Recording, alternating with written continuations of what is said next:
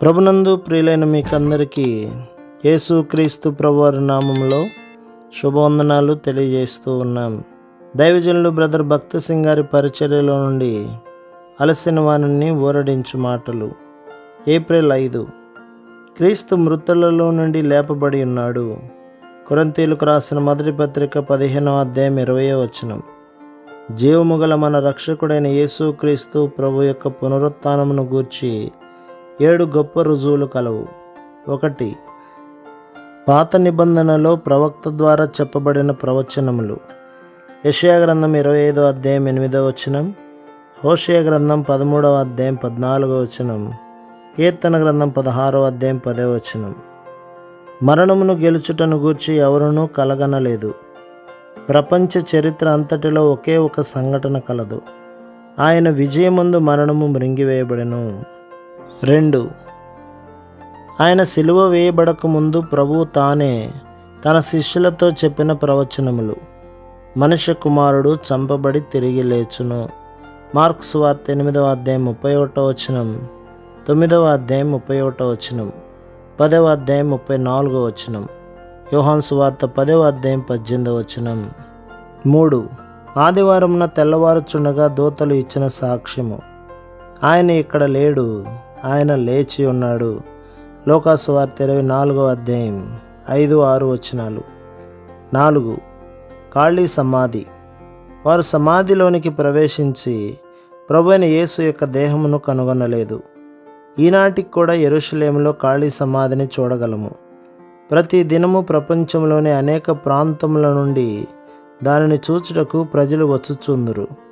ఇతర సమాధులు చనిపోయిన వారి ఎముకలతో నిండి ఉండును గాని ఇది ఖాళీ సమాధి. 5.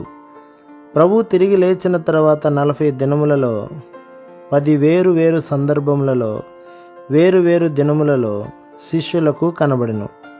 మొదటి దినమున 5 పర్యాయములు, రెండో దినము నుండి ఆయన ఆరోహణ దినము వరకు 5 సార్లు కనబడెను. మొదట సమాధి యొద్ద మగ్దలేనే మరియకు కనబడెను. తరువాత ఇతర స్త్రీలు సమాధి యొద్ద నుండి తిరిగి వచ్చుచుండగా వారికి కనబడెను. తరువాత సీమోను పేతురుకు కనబడెను. ఎమ్మాయికు వెళ్ళు 2 శిష్యులకు అదే సాయంకాలమున గదిలో చేరిన శిష్యులు తలుపు మూసుకొని ఉండగా వారికి కనబడెను. కొరింథీయులకు రాసిన మొదటి పత్రిక 15వ అధ్యాయం 6లో చూచినట్లు యెరూషలేములోని 500 మంది శిష్యులకు కనబడెను. తరువాత అపోస్తలుడైన యోహానుకు కనబడెను. తోమా కొరకై 8వ సారి 8వ దినమున కనబడెను. తిబేరియా సముద్రమునొద్ద 9వ సారి కనబడెను. యోహాను సువార్త 21వ అధ్యాయం. ఆయన పరలోకమునకు ఆరోహణము కాకమునుపు బేతనీలో కనబడెను.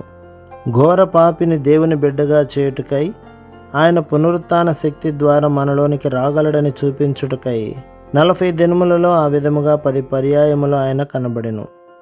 6. ఆయన పరలోకమునకు వెళ్ళిన తరువాత కనబడిన విధము. ఆయన స్తెఫనుకు కనబడెను. అపోస్తల కార్యములు 7వ అధ్యాయం 54-55 వచనాలు. పౌలు అని పిలువబడిన సౌలుకు కనబడెను. అపోస్తల కార్యములు 9వ అధ్యాయం 3-5వ వచనం వరకు. పద్మాసు ద్వీపములో యోహానుకు కనబడెను. ప్రకటన గ్రంథం 1వ అధ్యాయం. 7. ఈ 6 రుజువుల కంటేను నీవు ఎవరితో మాట్లాడుదువో వారిని ఒప్పించగల అతి ప్రాముఖ్యమైన ఇంకొక రుజువు గలదు. ఆయన ప్రతి విశ్వాసలో నివసించును. ప్రపంచంలోని ఏ భాగమునందైనను ఆయన యందు విశ్వాసముంచు వారిలో నివసించుటకు ఆయన వచ్చును. మనమందరం అదే చెప్పగలము.